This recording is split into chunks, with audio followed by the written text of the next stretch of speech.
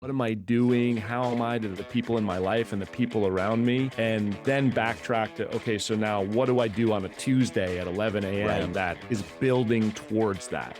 That is the most important paradigm of this whole reinvention process, because it's really easy to just let another day get away. Yo, Chris, man, what are you doing? What are you up to? I'm just helping people reinvent their lives. No big deal. Yeah, no big deal. Well, I'm going to join it. Cool. God bless, we're breaking these runs. Life too short to play it on speed run. All right, Todd, what are we talking about today? What's on the docket for our reinventors? Yeah, man. Well, Chris, today's session is ultra important because we're breaking down how to have more vitality, more energy, and more focus as you're in the process of reinventing your career and your life. And the reason why this particular conversation is so crucial is that reinvention can be a stressful time. Uncertainty about the future can easily amplify someone's weaknesses. And I know we've seen this time and time again in our community and coaching practices. It can be a slippery slope down into some repetitive, life-draining behaviors that keep you playing small. So in today's episode, we're going to provide you with a series of mindset shifts and practical tools you can use as your linchpin to stay above the fray of your negative impulses. And look, our goal here is not to be Andrew Huberman and detail for you every biohacking method out there. I mean, while that kind of stuff is definitely my jam, our goal here is to set the playing field for every reinventor by providing some basic daily practices you can utilize to have more vitality, more energy, and more optimism as you're making some pretty critical decisions about your future. So we're going to talk about some physical practices along with a few other techniques that we highly recommend experimenting with as you're reinventing. And at the end of the day, Chris, our purpose for doing this podcast, for running our community, and really everything else that we're doing is to help people reach new levels of success and fulfillment faster than if they didn't find reinvention and the concepts we discuss here. So as we jump in, let's remember that reinvention is an opportunity. It's an opportunity to create a future that aligns with the life that you most want to lead. And philosophically, this is different than just making a quote career pivot and staying on the treadmill so you can survive another day. And Chris, man, I know that you've been itching to get to this topic. Yes. I was thinking about this topic as I was going for a run at 11 a.m. on a Tuesday. And the thought was like, oh, this feels human. Like this feels natural, like what my body wants to do at this moment. And it caused me to reflect on, obviously the content of the work I had done in my corporate career was not great for me, but also like the format of the work, sitting at a desk from 9 to 5 or 8 to 6 or whatever it was. And like, this is the time when you work, and not having flexibility to do what I was feeling in the moment as a human being.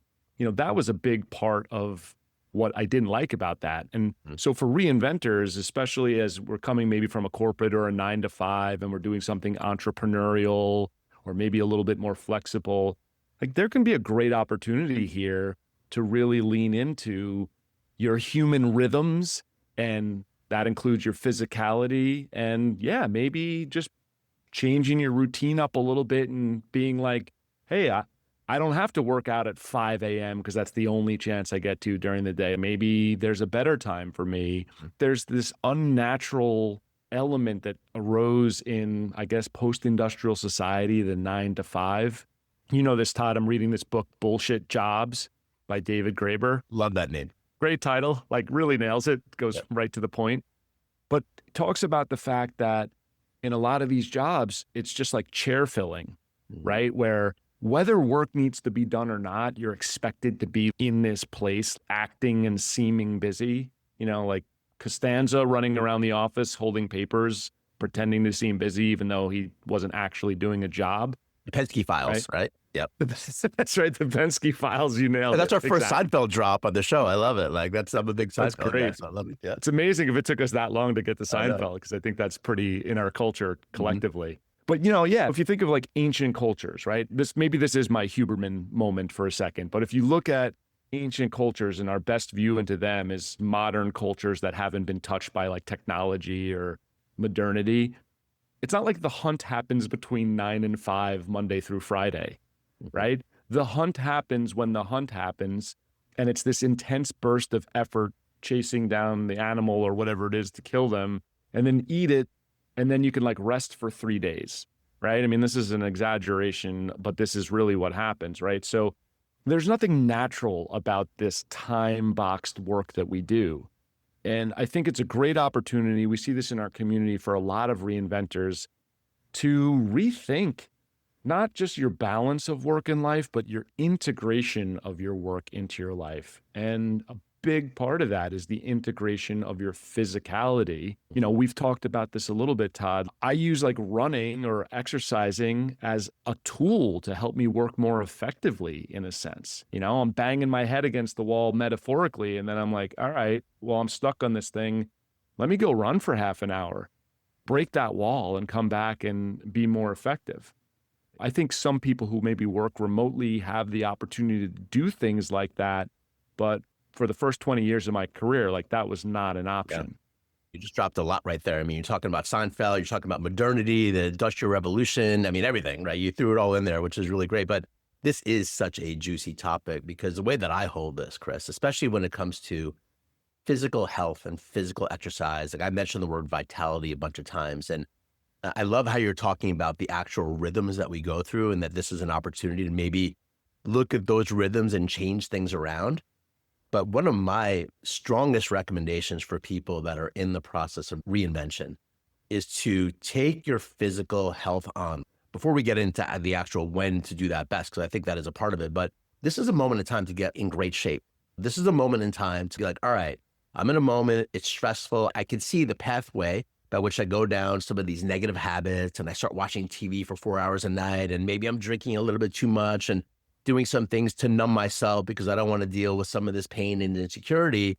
But I think the call here is no, let's actually take this moment to get in great shape, to start running, to start lifting weights, to start eating better, to start finding the habits and routines and timing by which these things work best for me, because maybe now you can, where before you couldn't, right? That's part of the opportunity. So I think the call here is to take it on. For me, because we're in a process of reinvention ourselves. And when I started this whole idea of reinvention and a community a couple of years ago, it was a big moment for me because I had to take a step back from some money making I was doing. It was stressful. I've been in that boat. And I saw myself starting to go down some rabbit holes of, just things that I do that are more cringy or like just to numb myself. And I'm like, know what? No way. I'm going to take this on. I'm going to get myself in the best shape right now, because the hypothesis is that for me to create the success that I want, it's going to come from the version of me that is really healthy, that eats really well, that is dialed in on my sleep, that does certain things. And I actually went even a step further, because all this research started coming out around like lifting weights and building muscle as you get older. I'm like, all right, I'm going to start lifting weights heavier and more. And, we've talked about this a little bit. I'm lifting the heaviest weights I've ever done in my life right now. And I can tell you that after 2 years of going hardcore into my health and all these things, it's definitely having an impact positively on my mental and emotional states. That's allowed me to find you and start this podcast and do all these things that we're doing, because I've set myself up as the foundation physically to be energized, to be healthy, to get up in the morning with some spark in my step, right? So I think that this is a moment in time. We got to start there, right? Let's find our circadian rhythms, as you're mentioning, but let's also turn to this and motivate each other to be like, no, let's take on our physical health right now.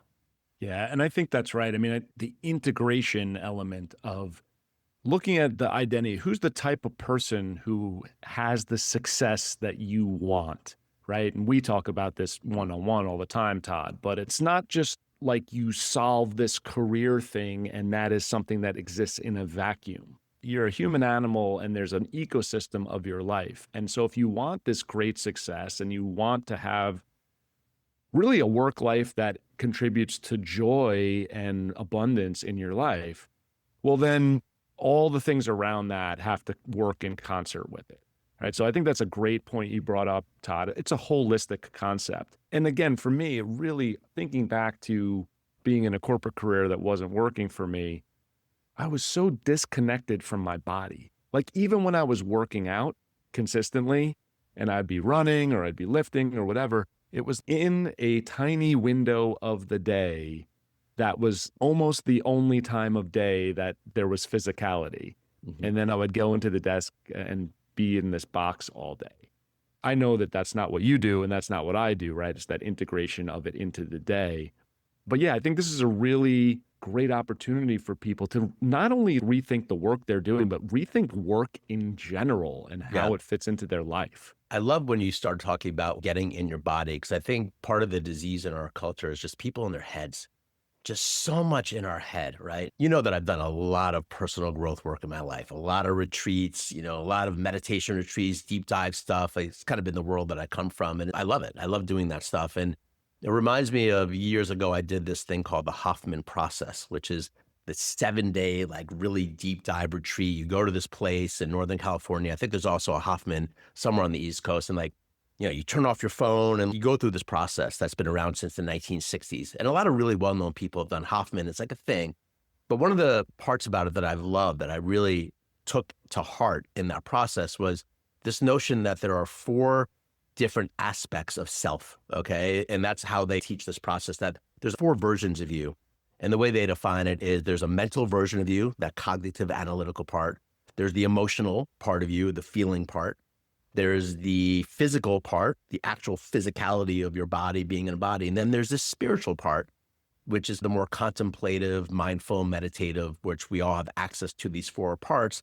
And in that 7-day retreat, they have you going in and out of these 4 different aspects of self. And it's very interesting, right? And I think what you talked about here is really important, because part of the hypothesis that I started to play with years back was this idea of really focusing on my physicality, like getting myself physically healthy, because I've done so many interviews and everyone says the same thing. If you're not physically well, it's really hard to reinvent yourself and have success and have fulfillment. Like when you're sick or you're not well in your body, it's really hard to have success and joy in these other areas, right? So do your very best to make that a top priority.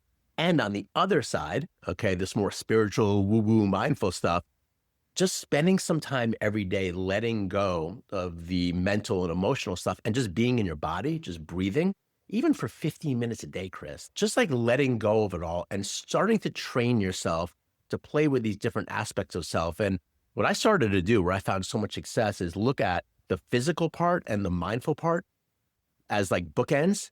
And the thought was that the middle pieces, like the mental, which is what the addiction is, like we're just in this mental cognitive world, and the emotional part in the middle would start to get worked out, right? So almost like a focus on physical health and a focus on mindful health. And I found so much benefit by doing this. And so that's part of the recommendation here.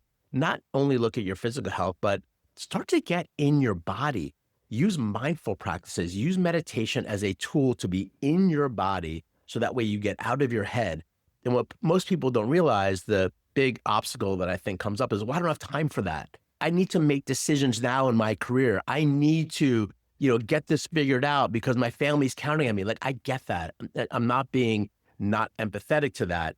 What I'm saying here is that what I found in all these years of coaching and experience for myself is that by integrating these practices, taking time to physically get healthy and taking time to be more mindful and have some form of meditation practice, actually creates more space, right? You actually have more time. So even though it can feel so counterintuitive to listen to this, like, oh yeah, these guys are great sitting here talking heads on a podcast, right? But, easier said than done.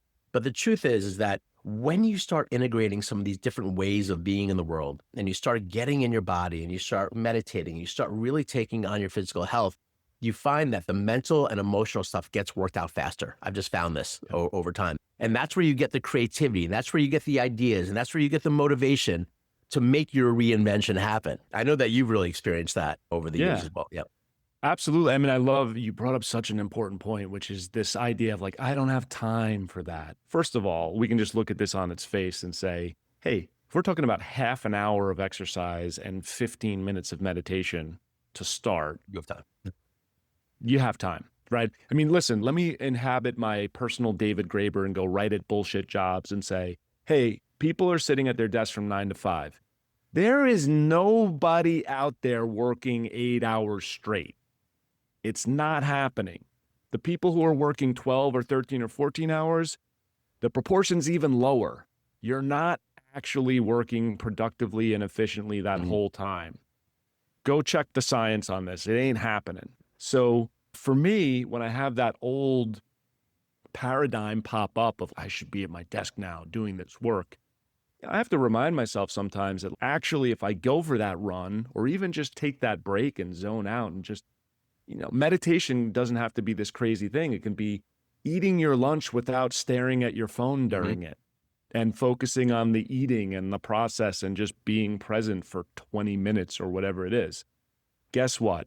Not that this is the goal of these activities, but you end up solving your problems faster afterwards. Yeah. You end up getting better results in the cognitive space, for instance, that you were trying to bang your head against. That's exactly right. It's like when you're just using the mental cognitive component to try to solve its problems, you end up banging your head against the wall and white knuckling your way through life. If you just start integrating using this idea of these 4 different aspects of self, and you're like, all right, I'm going to go to the gym and I'm going to start running and getting in my body. And I'm going to start doing some more meditative or mindful practices where I get out of the normal mental capacity. I'm going to start doing some of these things. You start to find that the solutions exist in these other areas. And then they come back in, and then your mind is a wonderful tool to actually start making real decisions. And you start playing with the way that we're made up more naturally. That's one of the things that, especially for the folks that are coming out of this corporate world like you did and a lot of our clients have done for 20, 30 years of like working a certain way, it's a lot of mental reprogramming to be able to let go of this old way of doing things. And that's why we're doing this podcast and we do the community and everything that we do, because you got to be able to lift up that record needle and start to really change some of these behaviors. Like you need to do that. Otherwise, you're going to recreate the past. Okay. And I've seen this so many times where people come into our conversations and they're like, all right, I'm ready to reinvent. I'm ready to do this stuff. And then the old world comes calling, another job or another situation, or it even could be an entrepreneurial venture that they've started, but they start doing it the same way that they always did, which is always going to lead to burnout and lead to being stressed and overwhelmed. I've seen this so many times. So that's why we've got to look at our habits, Chris. Like we've actually got to change how we get up in the morning and how we do things and integrate new things. So that way that leads in a different direction. No matter what we do, it leads in a different direction with more space, with more fulfillment, with more joy and more presence, because that's what we're battling against is some old mental programs.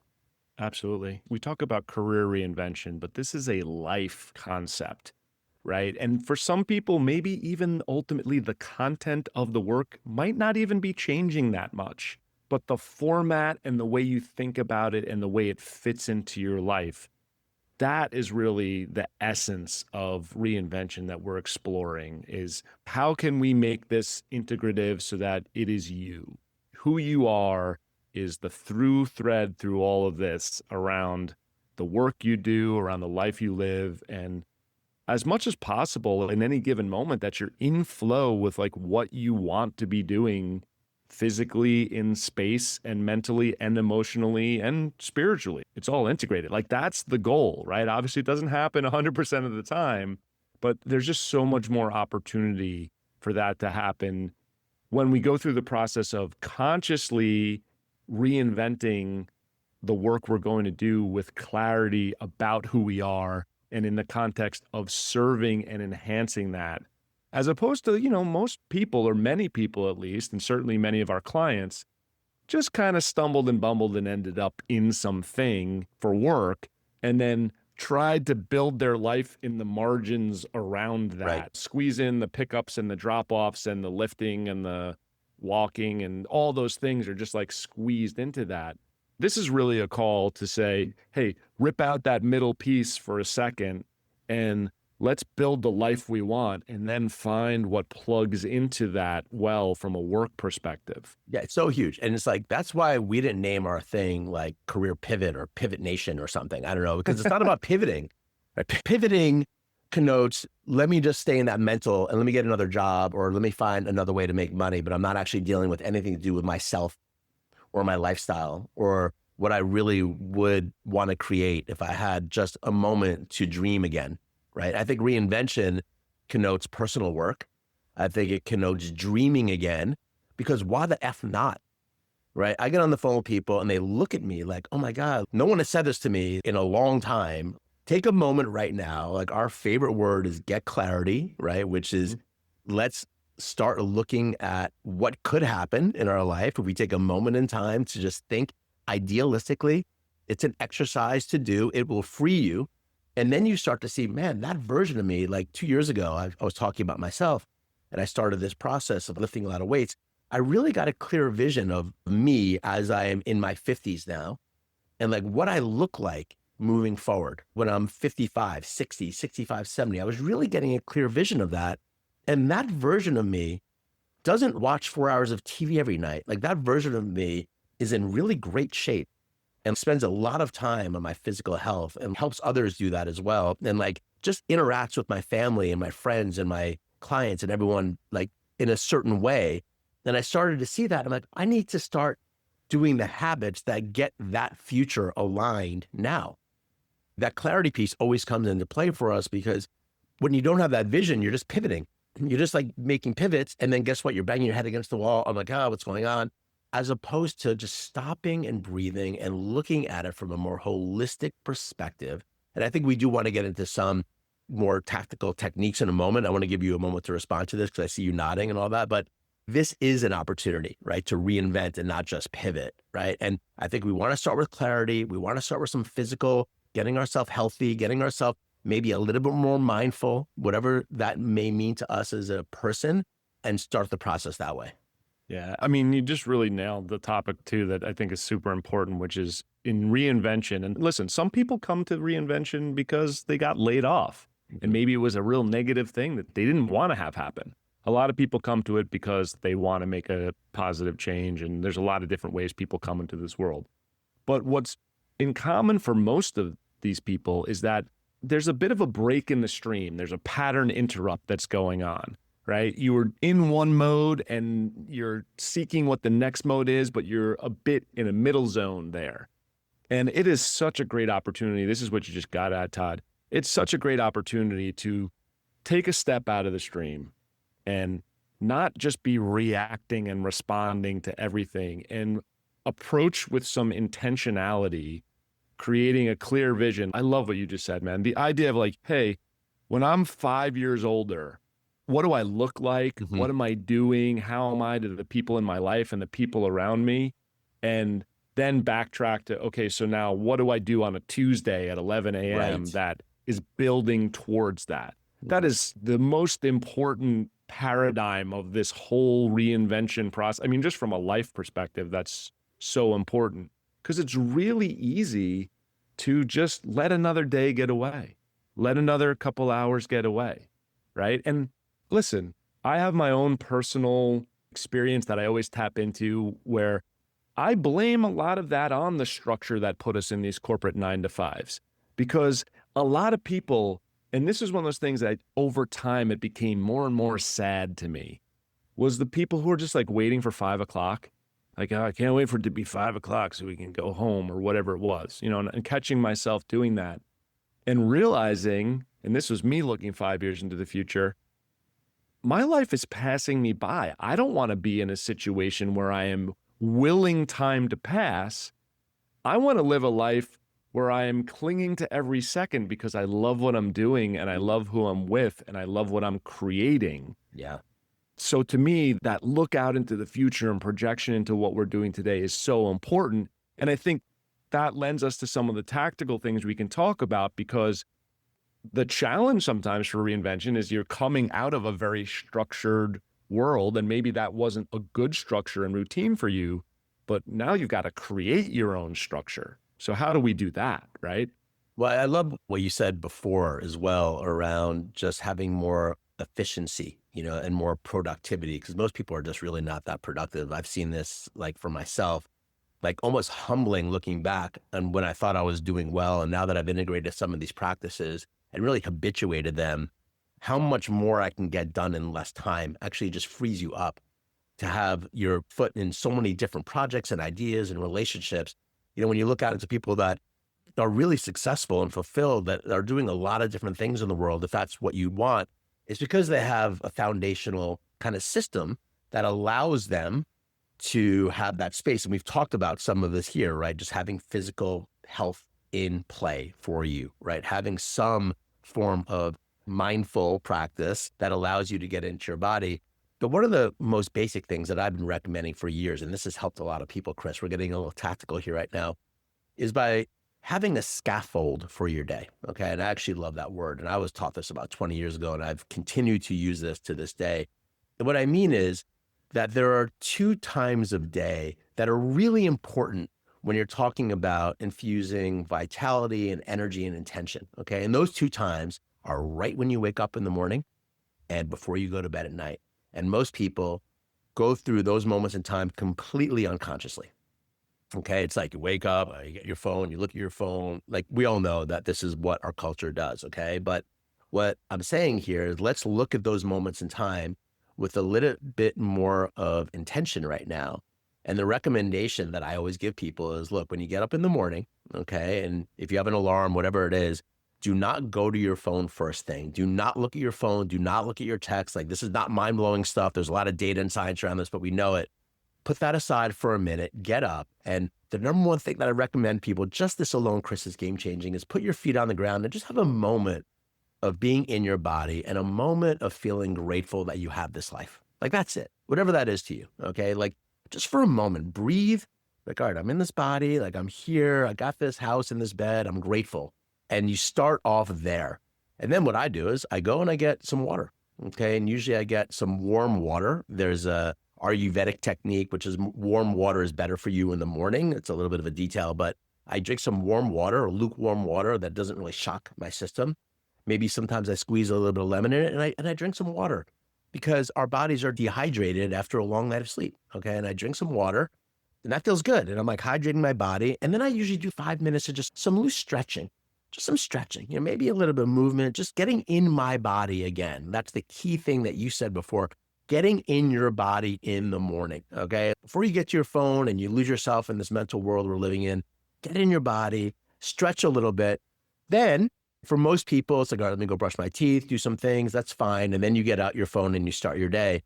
But there's another piece that you could add in, which is doing a little bit of free writing if you have some time.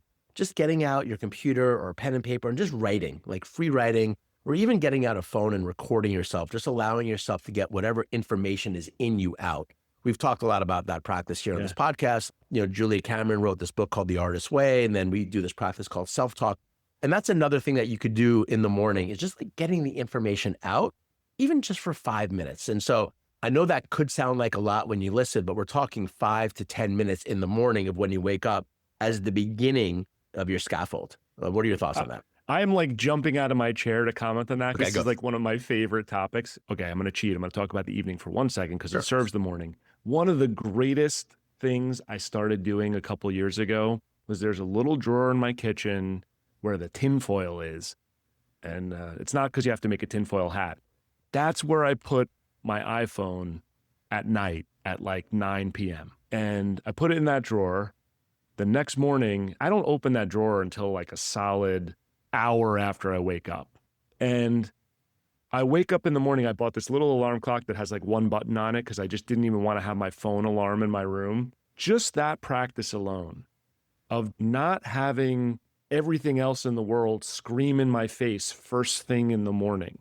And I don't even take in like a lot of news or anything like that, but I don't even want a text from you, Todd, in the morning. I don't want a Slack from you or anything. I don't want any of that stuff. I want me.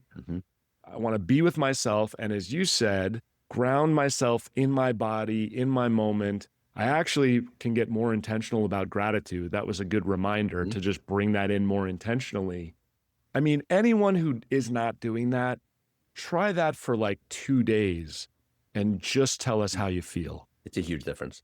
It's unbelievable. It's unbelievable. Yeah. I didn't know that you did all this. This is so great. Like, I'm going to try this tinfoil thing. I mean, I know it wasn't about the tinfoil, but I have the same drawer right there. You got to put the tinfoil hat on. That's the key. So that I love it. The put radio the phone waves away. into your I don't brain. do that. My phone is by my bed. I like this better. Like putting the phone out of the room. What a great idea. I mean, I'm going to send you a great little alarm clock link. It's a great little marathon alarm clock. I love this. So like perfect. You get a little, an actual old school alarm button clock. on it. Oh my God. Yeah. I am down. Okay. I am totally down for that. This is so much better, and the difference is monumental when you just do some of these things that we're talking about and take your morning on. And the gratitude thing, by the way, it could just be like 5 seconds. Even if you're not feeling it. Just, I'm grateful that I have this day. I'm grateful that I have this, but that's it. And then you move on. And after a couple of days, you really start to see the benefit. But I want to go to the evening part of this as well, okay? Because a lot of people have morning routines. Very few people have evening routines, okay? They just don't, and we have this day and so much happens. And then at night, we usually check out, watch some TV, do some stuff, whatever. Then we go to bed and there's no system there at all, right? And then we go into sleep, with our mind usually racing. We don't really benefit from sleep. And so the scaffold that I recommend is actually looking at the end of the day, similarly to the beginning, and say, all right, what can I do to wind this down? And what I like to do, okay, is at the end of the day, like when the sun is going down, I have a little backyard. I live in LA, right? So I don't have like this big property, but I go in the backyard, and if the sun is coming down and like the moon's coming out and the stars are coming out, I like to go outside and feel that fresh, kind of cool air on me. And I have a little spot of grass back there. And sometimes I'll even take off my socks and I'll put my feet on the grass and I'll just like stretch a little bit and I'll move, and my phone isn't on me. And 5 minutes of just being outside, letting everything go, right? Just letting everything go and getting back in my body at the end of the day.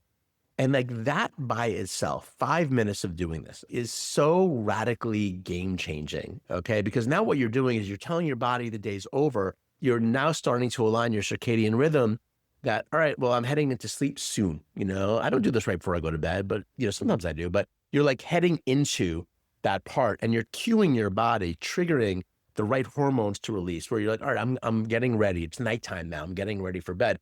This improves sleep, right? This is one of the main things that improve sleep. When people come to me, I can't sleep well, try this, okay? Wind your body down. And there's something also, the practice of putting your feet on the ground. It's a little bit woo-woo or new agey, but some of the stuff that I like is it's a practice called earthing. It's a real thing. And you put your actual feet on the ground on grass and you feel it. Like you're like, oh my God, like my feet, it's like this relaxation that comes over you just by putting your feet on the ground. So we definitely recommend trying some of these things. They're simple to do, but just start looking at your day with that scaffold. I mean, do you do anything in the evening, or is this kind of like? Well, it's funny because I'm like, hi, Todd, calling in from the Northeast. Am I supposed to put my feet on the 2-degree ground, or should I do something different? It's funny because, I don't really go in for like the woo stuff, but my kids actually make fun of me because like whenever I get a chance to, not when it's this temperature, I'm like barefoot outside. I would love to be barefoot outside, like feet in the grass. I don't know, just naturally love that. I never studied any reason why or whatever, but it just gives you a good feeling. Yeah. So what else do I need? I'm going to tie in something from a little bit earlier we talked about into this nighttime or evening ritual. I thought about this very recently. I love to learn. I love to read books, except I haven't been doing it that much lately because life has kind of been coming at me and keeping me busy. And so I really recommitted to, in the last several months, that I want to read for like an hour a day. I'd love to read for more than that, but like, let's get an hour a day. Great time for me to get an hour of reading in is like 9:30 or 9 o'clock when I'm settling down to go to bed. Mm-hmm. And one, it obviously is just a calm, focused experience. And many times I'm falling asleep before I even, quote, plan to. It's a really natural, nice way for me to fall asleep. But two, it's an activity that I'm moving towards as opposed to moving away from Netflix or scrolling the internet. I'm moving towards reading a book. Like I'm reading Bullshit Jobs right now, which I love. My friend gave it to me and it jumped in the queue over this other book I really want to read. So I'm like reading Bullshit Jobs. And then I have this Benjamin Franklin in France during the American Revolution book that I want to read next. So it's like, listen to how nerdily excited I am about reading those books right now. That makes it so much easier to put the phone in the drawer and not get sucked into the infinite scroll. Yeah, I love it. It's slowing it down. Like at night, slow it down. Reading slows it down, right? That's why people have always read at night, And we could go a million miles deep, because this is actually just the start. I've seen such transformations just from these recommendations, Chris. They sound like little trite things. Actually, they're not. They're huge. When you actually start to say, all right, I'm going to implement the scaffold. I'm going to get up in the morning, put a little energy, a little intentional gratitude, a little water, a little movement, maybe a little free writing. And then at the end of the day, you can maybe slow it down a little bit. If you can go outside, if that's available to you, put your feet on the ground. Again, just start to slow it down a little bit, do some reading. like you start to get into this rhythm, right? And this is very important for reinventors, especially when it's stressful, as I said in the very beginning, where it's like a lot of this can be pushing to move very fast. And so we come in with some counterintuitive statements, actually move a little slower. This is an opportunity to change the foundational patterns and reprogram the way that you've been working and thinking about work. And that's where the opportunity lies. And so that's why I love doing this with you, because we slice and dice this like in so many different ways, and it's focused for people that are in that moment in time where it's like, what am I going to do over the next 10, 20, even 30 years of my career? I need to make smart decisions now. And I think this approach is just so powerful, and it works. It's successful because it's how we work as humans. As you said, this is actually how we work. Let's remember that we're human and that this life is a blip in the matrix. So let's actually go for it in a way that's aligned with how we work. Trusting your humanity that you're going to get there. And like you said, it's going slower to get the answer, actually faster, believe it or not. Just these little changes. I love the concept of scaffold, Todd, because you do these things and then all the other things you want to do can be built with the scaffold around it. You can build the foundation for everything else you want to do. So I think that's a great concept, man. And this is, man, if people want help sleeping, we could talk about this for 6 hours while you go to sleep listening to our podcast. I'm so excited about this stuff because we see it change people's lives.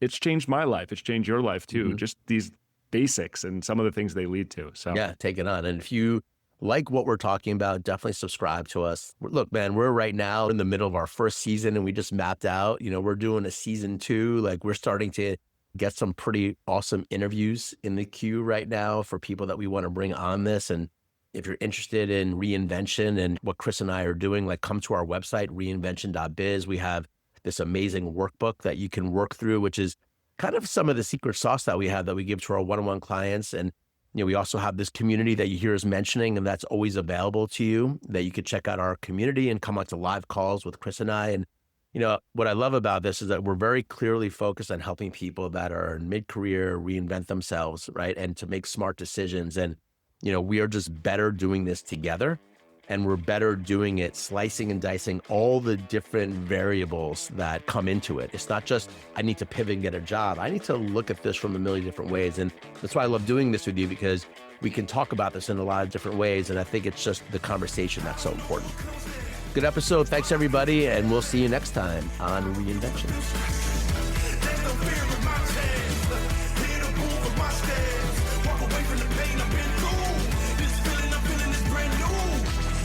Moment I break